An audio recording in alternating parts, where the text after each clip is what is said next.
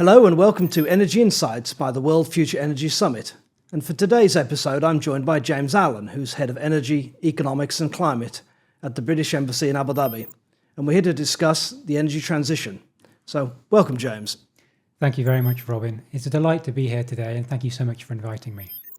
Sure, we're at a very interesting, I'd say, an inflection point perhaps in the energy transition. We've seen enormous developments, a lot of progress, but also some setbacks over the past few years. I wonder if you could just start by giving us your views on where we are standing in the energy transition at the moment and how the turbulent events of the past few months have maybe affected that. So when you talk about a time of inflection, Robin, I'm inclined to agree with you. When you try and put aside the words that are said and look purely to the data and the hard facts.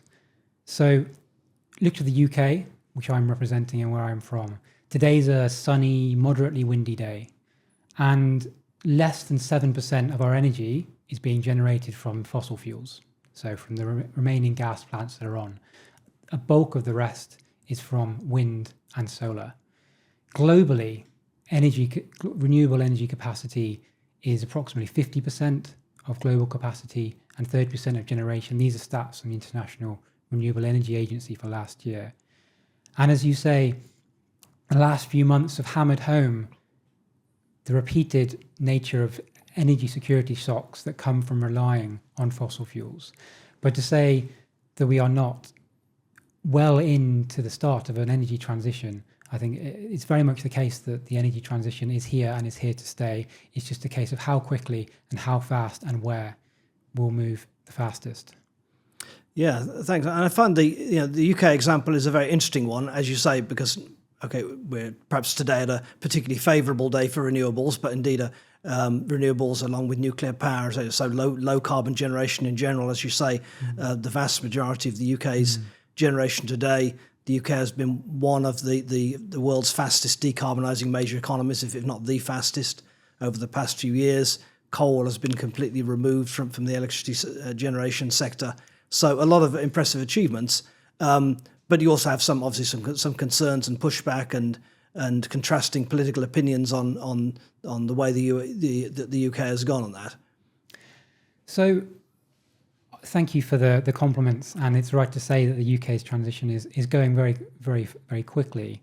But it is also fair to say that the UK, along with many other countries globally, shares cost of living challenges, and it's something that the new Prime Minister, Andy Burnham, has very much laid out as a challenge, that we must transition, and we must also transition in a way that gets people's money into people's pockets so that they're able to live their lives, and so the burden doesn't fall on people. But when it comes to renewable energy and the price competitiveness of it, you mentioned an inflection point before.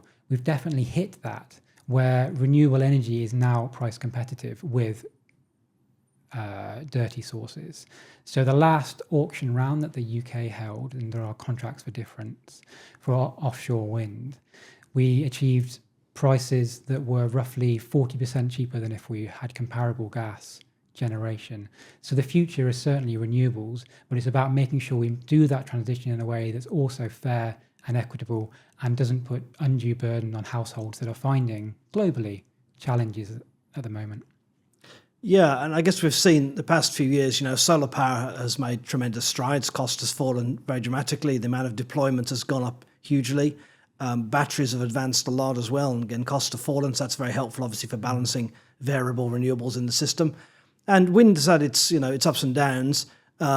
In the kind of the short term, and there were some projects have struggled with costs and delays and so on. But again, if we step back, big picture, again, the story of wind power and particularly offshore wind is again big cost declines and a huge amount more deployment. In the UK, obviously very strong in offshore wind.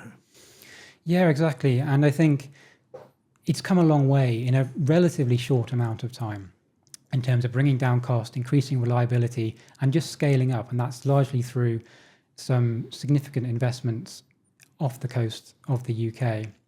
So the size of these wind turbine blades are now enormous and are quite a sight to see in terms of their scale and the amount of electricity they're able to generate. There's still a way to go in some sectors. So referring back to this most recent auction for UK offshore wind power, we had two separate categories, one for fixed offshore wind and one for floating. And to encourage the development of that sector, which is what we've done throughout our history of trying to bring renewables onto the grid, we've allowed different price setting for that newer technology. So the cost of floating wind is more expensive in the short term, but the idea being that technology will develop and you'll find that floating offshore wind will increase the scope of where it can be deployed and the reliability of the system. Right, because you can move out into deeper water and more remote areas and maybe areas that have more consistent wind or higher wind speeds and so on. And moving away from the UK, it means there's greater global opportunity because not everywhere has the shallower waters that allows for that fixed seabed operations. Yeah, good point. And we think of some of the other energy scarce nations like Japan, of course, which is where they're surrounded by rather deep seas where floating wind looks like a good option.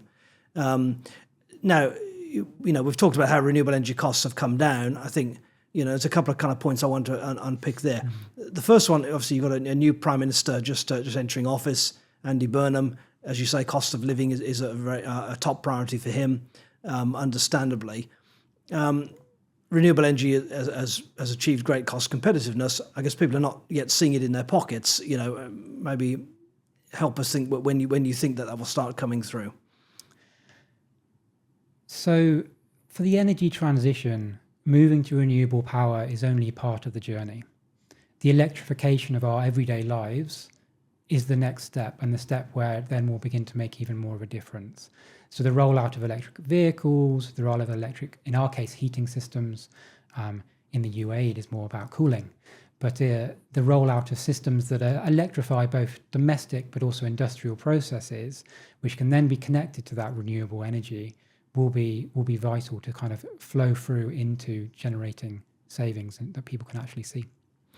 Yeah, that's a great point. I'm glad you kind of broaden it beyond just the generation to the whole electrification side. And a couple of thoughts there. Obviously, you mentioned energy efficiency, and there's various ways to get that. But of course, electrification is one of those, right? If you think about gas, the traditional gas-fired heating in the UK, obviously quite a cold climate. Most houses heat with gas. A gas boiler is 80%, 90% efficient. That sounds pretty good. But then you think that a heat pump with electricity is 300 or 400% efficient because of the way they work, right? So a much more efficient conversion of those electrons from solar or wind power into heating, which is what we really need. Yes, you're quite right in that regard, and that's why, from a UK perspective, we have encouraged and subsidised the rollout of heat pumps, of solar connected to domestic as well as grid scale opportunities. Yeah, and then the other cost of living issue we face, a very pertinent one right now, obviously is the cost of fossil fuels. We've been through a couple of major crises in fossil fuels in recent years. First, the Russian invasion of Ukraine and the cut-off of Russian gas to Europe, which obviously pushed up gas prices enormously within Europe, and they did fall back, but never fell back to the pre-invasion levels. And then more recently, of course, the conflict in the Gulf also pushing up oil and gas prices. Now, I guess the energy transition agenda, you have obviously the renewables, which is primarily replacing gas, and you have the rise of electric vehicles, which are helping to replace oil. Maybe you mentioned 93% of the UK's generation today, let's say, coming from non-gas sources. So that ought to be helping on those bills. How is the energy transition in general helping the UK in this world of kind of volatile oil and gas prices? So it is about energy security. So you would be a very brave person to bet against volatility in fossil fuel prices in the future. You'd certainly be betting against history. Obviously, the most recent example of that has been driven by the Iranian conflict and the Russia-Ukraine conflict. During COVID, we had a different kind of fossil fuel price volatility. So ultimately, you will be a brave person, as I say, to bet against future price volatility. And price volatility is not just bad for households to adapt to, but it's also bad for business to be able to adapt to. You need certainty to be able to invest. And if you have certainty in another aspect of your cost base, that makes it a lot easier for you to be able to invest and predict what you're going to need into the future. And on top of that, there is the security of supply aspect of where are you getting these things from. If you're able to generate at home, you are in a much safer place than if you're having to bring that in. And I wonder, we might want to touch on wider supply chains too, because there are other concerns too around supply chains outside of just the fossil fuel place. Well, that's right. I mean, the oil and gas supply chain is a very immediate one. Obviously, if your oil gets cut off, then you're in trouble, or if the price doubles overnight, that's very difficult, for the UK, but even more for some other countries. But then you have, of course, the clean energy supply chains as well, and we know about the concern, dependence on China for solar components and battery components in particular, the challenges for manufacturing, let's say, for electric vehicles in Europe, and then the supply of scarce raw materials. And we all hear about rare earths and lithium and so on, but there are several others which are supply chains which are dominated by China, or indeed in some cases are dominated by the Gulf and face interruptions from the conflict there. Yes, so from a UK perspective, we have identified critical minerals that are important for the energy transition, but also industry more widely. And our approach to this is very much that it is never good to be reliant on a single supplier and a single source. And so we have been encouraging of diversification of supply. I mean, our strengths are more in the financing of that space, but also within the UK, we do have particular areas where we have access to some of these critical minerals, such as tin, and others in, say, the southwest and Wales, which we're trying to encourage those emerging and regrowing industries. But also an area where the UK has a lot of strong research and increasing amounts of intellectual property and companies that are really working at the cutting edge of the technologies around recycling and reuse. Because that is, again, one of the joys of this new energy transition, that it's not burnt and gone, but let's say you have a solar panel or a wind turbine or a generator that comes to the end of its life. As long as you can recycle it from it and extract those critical minerals and key metals, you're able to reuse them. And I think that's going to be only a burgeoning market, and one in which the UK has some really exciting companies. Yeah, well, those are really interesting points. Yeah, so there's some development of critical minerals within the UK, but perhaps kind of more broadly, as you say, the financing of projects, I guess, elsewhere, maybe a cooperation with other partners who are in a similar position of vulnerability, with European partners, with perhaps Japan and so on. And as you say, the advance in new technologies for, I guess, developing critical minerals, but you particularly point to the recycling opportunity, which will become more and more important as the energy transition advances, and we have more and more, I guess, kit that's becoming obsolete and then needs to be recycled. That's right, and I mean, it's certainly not just a UK and Europe concern. You can see from the UAE that I'm sure you've heard and read about the investments that UAE companies are making into mining in third countries, the pilot schemes that are being undertaken by UAE entities here to try and extract more minerals and critical minerals. And it's certainly something that is a global cooperation effort to try and increase the diversification of supply chains in this space. Yeah, I'm glad you bring us to the UAE. We're obviously sitting in the UAE today. We're in Dubai. You're, of course, at the embassy in Abu Dhabi. The UAE has been a very important player in the energy transition. I guess an emerging one that's gained in prominence in recent years. And there's a few aspects of that. You mentioned the critical minerals aspect. The UAE does indeed produce some of those materials and minerals itself, but perhaps more importantly, it's a partner in developing those assets elsewhere in Africa and so on elsewhere in the world. But the UAE is also, of course, a very prominent developer of renewable energy, both at home and internationally. Has a very large, successful civil nuclear program. Has a very large and very prominent solar and battery renewable program, and has been a very active investor overseas, including in UK wind, as we mentioned earlier, but in many other projects. Where do you think, where would you pick out in the UAE that is particularly kind of interesting amongst those areas, or other areas that catch your eye? So, I mean, a really obvious one where the UAE really is trailblazing is the baseload solar plus battery capability that it's generating on a scale that is incredibly impressive and is incredibly important when we need increasing amounts of baseload capacity for things like data centers that are only going to be increasing the amount of energy that they require.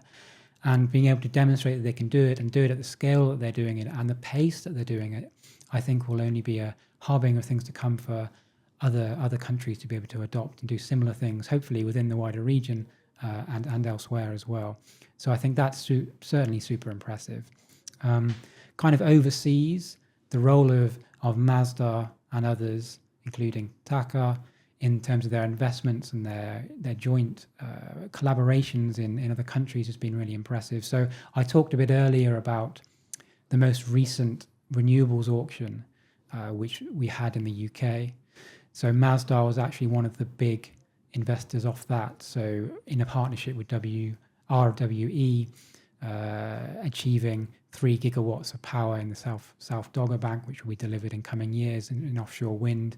They are significant investors and important investors into UK offshore wind, but also batteries, as well as the wider grid by both Mazda and Taka. So they're really important UK partners, but also globally, their targets to become a global renewable energy power. I believe it is 100 gigawatts by the end of this decade, and then 200 gigawatts beyond that, and possibly even more into the future of capacity globally, which is truly impressive and making them an international electricity power of the future. Yes, so I mean, Masdar, the Abu Dhabi Future Energy Company, state-owned renewable energy champion, always picked up as the key player from the UAE in that sector. You also mentioned Taka, of course, as the national utility, also an important player, both domestically and internationally. The Masdar story is a very interesting one, I think, because you mentioned some of their projects like the 24-hour solar electricity project with batteries, a 5 gigawatt project, very large scale, very competitive cost for that. And you also mentioned wind, and that's kind of interesting because the UAE is not a very windy country. It's not one that's developed wind power itself to any significant extent, but it is, as you say, a major investor in offshore wind in the UK now. What do you think attracted them to the UK, other than that it being windy, of course? Well, I mean, depending on your perspective on this, the UAE is lucky or unlucky enough to not be a very windy place. So not necessarily having the wind speed, although they do have some wind turbines across parts of the UAE, but they are not going to be at the scale due to the wind speeds as you might be able to get in the North Sea of the UK. So I think we are blessed by that natural resource. Although if you're walking some of the coastal beaches of England or Scotland, you might be feeling less generous about the amount of wind that you're having to battle against. But it is wonderful for us to be able to have that natural resource. But equally, it is more than having the natural resource that I think it has allowed companies like Mazda and others to be able to invest and feel that they're likely to get a secure return. It's the importance of government working in collaboration with business, setting a framework that ensures that they feel comfortable they can get a guaranteed return. And that's where I went back to these auction and guaranteed strike prices through contracts for difference, which make a huge difference. And the UK has also long been somewhere where the UAE has been comfortable investing and has been an important partner for the UK for many years. And I think it's just making sure the investment environment is correct to allow that to happen.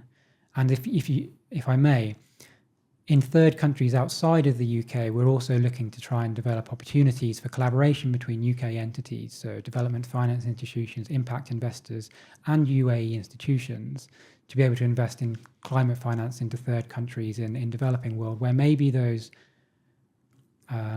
both that history, but also that investment environment is maybe not quite as easy to navigate as it is in the UK. And I think that's a real big area of opportunity, because for us to be able to really progress the energy transition, it cannot be just for the UK and the UAE to transition, but it must be a global effort, and it must be possible for all countries to be able to access clean, green energy to power their economies.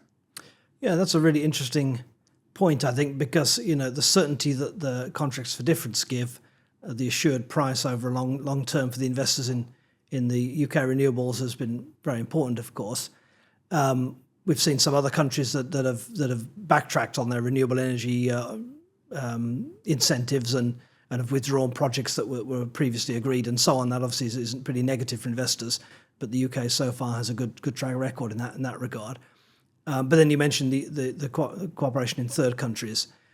we've known that, I guess for years, right, the renewable energy potential in Africa is huge, both in solar and wind and other things like hydropower as well.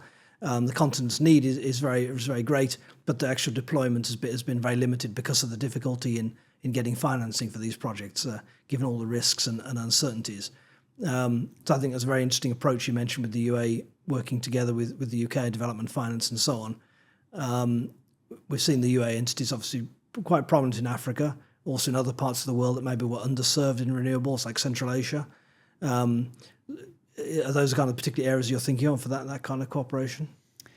So my role as being part of the embassy and part of the government is to try and introduce people, try and create frameworks. So we funded a project that tried to create different approaches and structures of different financing vehicles that would allow people to have confidence in investing collaboratively together through such as first loss capital, through such as structuring those deals in innovative ways, so that people are comfortable with the different return and risk profiles that might be needed to get some of these things over the line. But we then kind of leave it very much to those individual entities and companies to take forward the specific projects, which could be in Africa, could be in Central, could be across the globe. So I don't want to kind of narrow that scope, and it is also not my job to do so. But yes, I would agree with you that the UAE has done some impressive things in countries like Uzbekistan, and has certainly seen investment globally. So I see no reason to try and restrict that geographically. Yeah, I was giving a couple of examples, but obviously there's many other places that the model could be applied, right? So very, good. Very early stages, very early days, but we are hopeful to see more on that in the future, and there can only be more demand and more need for climate finance into these countries, and we're going to have to do it in innovative ways because the availability of grants, the availability of development capital is not what it maybe once was. But there are ways that we can do this. We just need to put the energy and effort behind it. Yeah, I think some of the financing mechanisms you mentioned are interesting, and that's obviously a big strength of the UK and the City of London, right? You mentioned a few examples there. Maybe tell us a bit more about that. I think the practicalities of that. So within the UK, we have our development finance institution called British International Investment, who go into some of the more challenging markets. They have a mandate to go into the more challenging markets in the global south, and they are both ultimately meant to be a entity that returns a profit, but equally one that has an impact.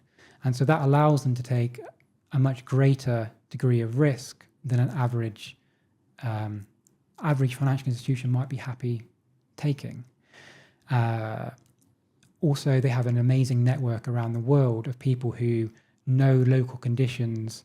They have a long history from the 50s of kind of being in countries around the world. And so that kind of network and understanding of local conditions allow them to maybe take and accept more risk than they otherwise would. And if you can compare that with some of the enormous amounts of capital that is available elsewhere that maybe is less willing to take on levels of risk, has a different returns profile expectation, you're really onto a good thing. And that's what we're really hoping to see. Yeah, that's an important one. I think been for a while how to unlock all that capital for some of these countries, these energy short countries which have great natural resources, but in terms of renewables and potential, but struggle on the financing side. And hopefully, I guess you get some kind of a virtuous circle where greater energy supply means economic development, improves institutions, helps the economy grow more broadly, and then attract more capital in that way. That's right. Energy is the lifeblood of a country. If you have unreliable, expensive energy, it is very difficult to have other forms of productive activity. It is a key constraint and a key enabler of a productive, growing economy. So that's what we want to see across the world. Yeah. I'm always reminded of that example. I remember being in one West African country some years ago, and they had a solar panel which had been donated, I think, by a German development organisation. They were charging mobile phones with it, but the person who ran the solar panel was then expecting people to pay for this. And I calculated they were paying more than $1 per kilowatt hour of electricity for this solar panel. which now of course you can get solar power at in Africa at 3 to 4 cents per kilowatt hour, right? So there's just an enormous gap between what people were willing to pay, albeit for a very small amount of electricity, versus the cost of generation.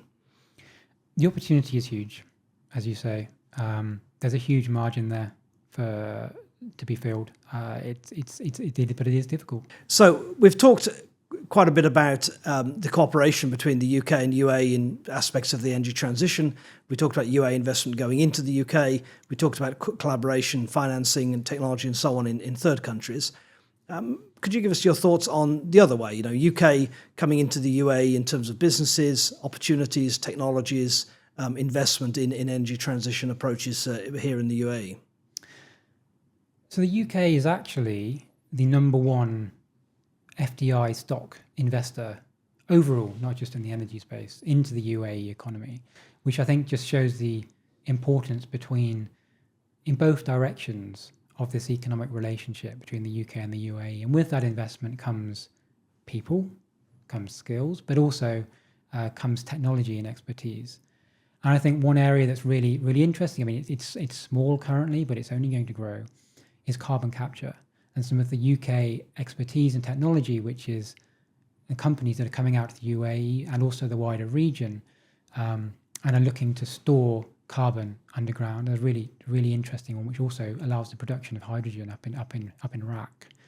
I think that's a really niche but really nice explanation of how some of the technology and insights and things that are developed in the UK can come out here and find a fertile ground to develop their companies further, to obtain but also invest themselves and bring skills and interesting technologies to this region, which is one that in the UAE is somewhere that really embraces these things and new technologies and new ways of doing things, and especially in the energy space. Yeah, that's a really interesting point and a very interesting statistic on the FDI. As you say, not just energy, but a big part will be energy. I guess you've obviously got Shell and BP, who are long-time energy investors here. You've got several major energy services companies from the UK who've been here also bringing their skills. Maybe they developed their skills around the North Sea and have come here and are moving on from oil and gas to the energy transition opportunities as well. Carbon capture, as you say, is one that's kind of been dear to my heart for many years. I think it's interesting because it, again, moves the conversation a bit beyond just renewables and solar and wind and electricity to decarbonising other parts of the economy. The UAE has big carbon capture plans and existing projects as well, as we know. The UK developing some major carbon capture projects. I mean, it seems like a big area of synergy and cooperation there. Exactly, and the UK is committed to invest, I believe it's £25 billion into carbon capture storage in the coming decades, and creating pilot projects, often in some cases in collaboration with UAE entities such as ADNOC, I think is going to be really important going forward. But it's not just oil companies that are leading the charge on this. As everyone can see, at least everyone that I know back in the UK who have kind of experienced heat waves, and those across Europe that experience heat waves, the planet is only getting warmer.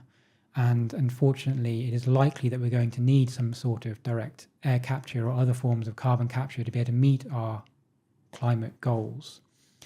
And what that means is that this is an enormous opportunity. I've seen estimates that it could be worth trillions in coming decades. So I think the scale of the challenge there is a different one to that of electrification and the rollout of solar panels, wind, etc., which is proven, known technology. We know how we do it. We just need to do it faster. This is kind of more of, we know certain ways of doing things, whether that through nature-based solutions or through some of the storage in depleted oil wells. But the new technologies coming through, the new ways of doing this, and especially the ways of bringing the price down of doing it, is going to be vital as we go into future years. Yeah, really interesting. And you mentioned just slightly before that the Ras Al Khaimah, the RAK project of developing hydrogen, and there's a couple of things I think going on there with the producing hydrogen from the ground, capturing carbon dioxide underground, and also in the Emirate of Fujairah, turning carbon dioxide into solid minerals underground to trap it permanently. Those are, I guess, all areas which the UK is also developing and bring some technologies in. Exactly. And it's where the UK plays to our strengths. We have strong universities, strong academia, and then also spin-outs and companies that are looking to develop these things.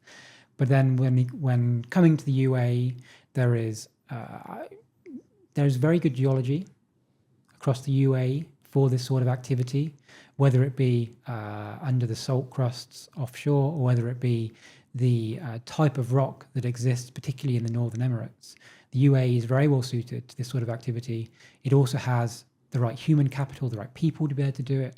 It also has the investment available often to be able to do these things. So it's an exciting place to do it. And I think it could easily become somewhere that is also seen as another world leader in this space. But we'll have to wait and see. As we say, it's an emerging technology in an emerging area.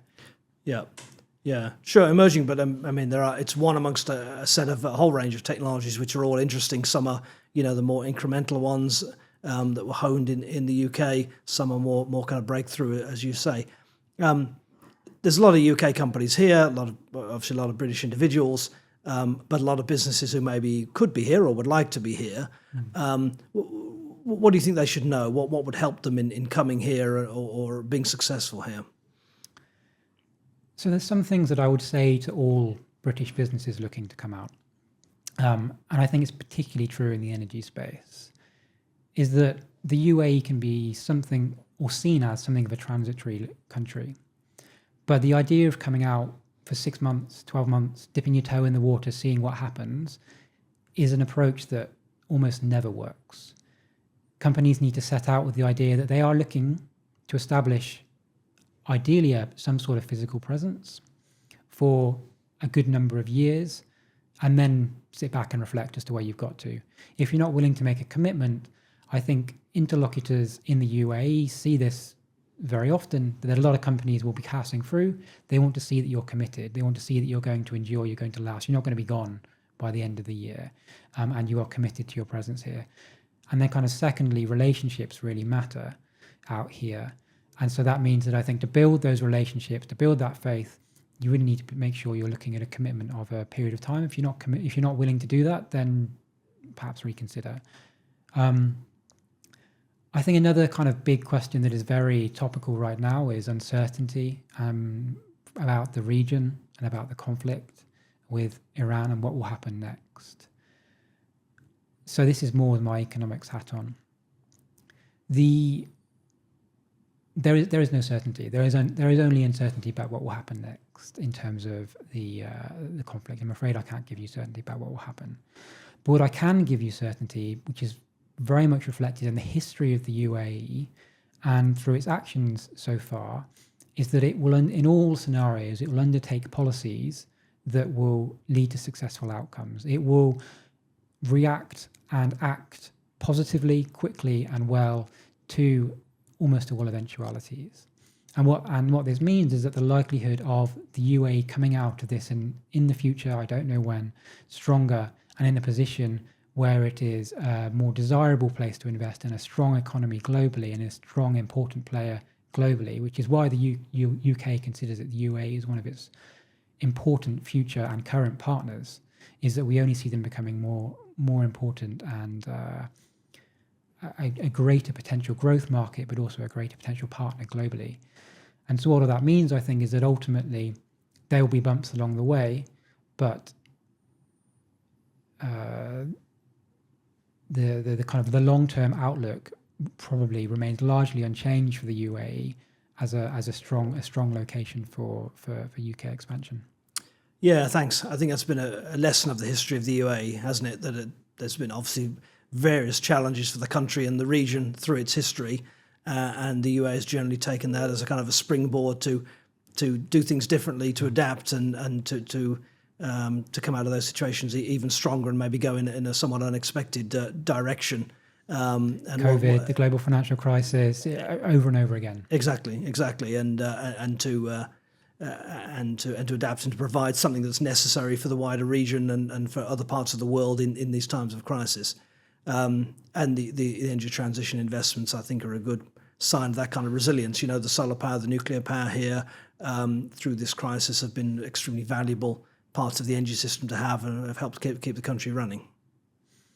Precisely. And I think that's another advantage from being able to transition and diversify your energy sources.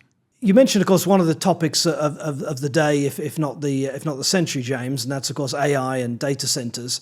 The UAE has been one of the prominent leaders in developing AI, I guess, both for the use in its own economy and particularly for the energy sector and other parts of the economy, investing very actively internationally, investing in some of the big leading companies in the AI sector globally, but also in developing its own data center capacity. And a big part of that, of course, has been its wealth of low-cost, low-carbon energy, which make it a very competitive place to put data centers. The UK has its own big AI ambitions, of course. One of the leading figures in UK AI was actually a contemporary of mine at university, so Demis Hassabis, and Nobel Prize winner and so on. Obviously one of the top figures globally in that, and a sign of just how successful the UK's kind of intellectual side is in AI. Maybe you could tell us a bit more, again, where you see the kind of UAE and the UK tying up in AI and making advantage of some of these some of the energy advantages that the UAE has and other aspects. Yeah, as you mentioned, the UK has real skills and incredible talent in the AI space. So Demis is isomorphic, but also obviously DeepMind are real impressive companies doing incredible things. So I think there's a real way that just generally there's a matchup between UK talent, UAE vision, direction, and capital deployment. I think if we can marry those things together, we both have global AI leadership ambitions, but we'll only advance them faster and further by doing so. I mean, specifically to the energy space, I think it's remarkable we've spoken so long and not actually touched on AI yet. I think it might be the first in a conversation I've had, because there are so many opportunities in the energy space for AI to both improve the systems, improve the generation, whether it be through your digital twins, whether it be for your preventative maintenance, whether it be for so many opportunities that UK companies and UAE companies are working on and developing opportunities in this space. The other really interesting flip side to the coin, as I mentioned, is the energy demands from these data centers. And I think the working assumption has always been that it's a challenge for renewables because these centers require significant base load. They need to always be on, which is why I would point to a lesser known trial done by the National Grid in the UK, where they actually worked at greater intermittency, demand management from data centers, and managed to get some real success in being able to better manage demand from a data center, rather than this kind of working assumption that everything has to always be on and therefore requiring greater baseload power without any contribution to the grid balancing that will be needed going forward. So that was a really interesting pilot done by the National Grid in the UK, and I think will continue to be of great interest globally. Yeah, those are both very interesting points. I think the point about AI and technology is a very good one. There's a whole range of applications in the energy sector, and I think, again, we were just talking about Andy Burnham a bit earlier, and obviously from Manchester, and Manchester is a centre of graphene development, wonder material. There's a lot of areas, I think, for AI to contribute to understanding these new advanced materials and looking through millions of different chemical structures and finding ones that have particular applications. And graphene, of course, are very applicable in electronics and so on as well. And of course, we have the University of Manchester here in Dubai as well as back in Manchester, who are the developers of graphene. But also in terms of the UAE, they've been very interested and investing in companies that have been adopting and spinning out uses for graphene. As you say, advanced materials that will just be accelerated in use through AI developments, but also be essential for us to create cleaner, cheaper energy. Yeah, indeed. And then the whole energy balancing side, as you say, using AI to balance the grid, but also adjusting the power demands of data centers to fit with the input of variable renewable energy and demands on the grid. And I guess we're coming. We talked a bit about electrification, to a more complicated electricity system, right? Which will be taking in generation from solar panels on people's roofs and so on. We'll be charging electric cars. We'll be running heating systems and cooling systems. There'll be a lot more demands on the electrical system, a lot more variability, and therefore we'll need a more intelligent system to manage that. Exactly. And AI will only help us in doing that. I have to say it's beyond my technical remit, but it's certainly something that's going to have more of a focus going forward and be more of a challenge for those managing the grid systems and require investment into those as well as into the actual generation side. Yeah. Well, thanks very much, James. I think that was a really fascinating discussion. It's great to get the UK UAE combined perspective from someone who's so deeply into the energy and economic scene here in the UAE and brings the knowledge of the British side and what the UK is looking to do here and looking to do with the UAE. A lot of progress in somewhat different ways, but I guess complementary ways from both countries in the energy transition. So thanks very much, James Allan, Head of Energy, Economics and Climate at the British Embassy in Abu Dhabi. Pleasure to have you on the show. Thank you so much for hosting me, Robin. It's been a delight. Thank you. So thank you for listening. That's all from this episode of Energy Insights with the World Future Energy Summit. I'm Robin Mills. And if you'd like to join us in person, please do register for the World Future Energy Summit being held from the 12th to the 14th of January 2027 in Abu Dhabi. I hope to see you there. Thank you.